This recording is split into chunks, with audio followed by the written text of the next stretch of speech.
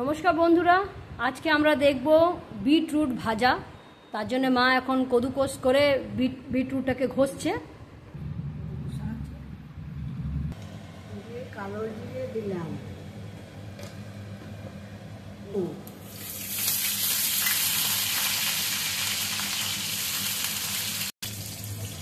রসুনটা লাল লাল ভাজা হয়ে গেলে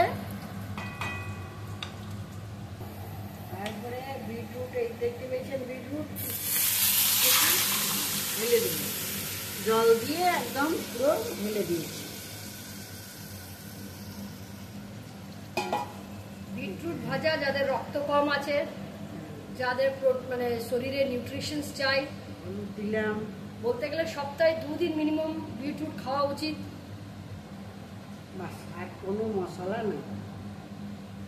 রসুন, কালো জিরে, নুন আর হলুদ, এটা দিয়ে আমাদের বিটরুট ভাজা হয়ে যাবে।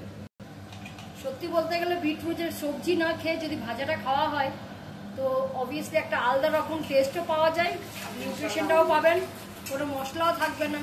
আর বিটরুট যখন অন্য কোনো সবজিতে পড়ে ওই পুরো সবজিটাই লাল লাল হয়ে যায়, কেন কি বিটরুট হচ্ছে একটা ডমিনেটিং সবজি, যে নিজের কালার পুরো নর্মাল সবজি আর মিক্স সবজি যদি দেন তাহলে পুরো মিক্স সবজিটাই লাল লাল হয়ে যায়। এই ভাজা হয়ে গেল, বিটরুট ভাজা কমপ্লিট রান্না।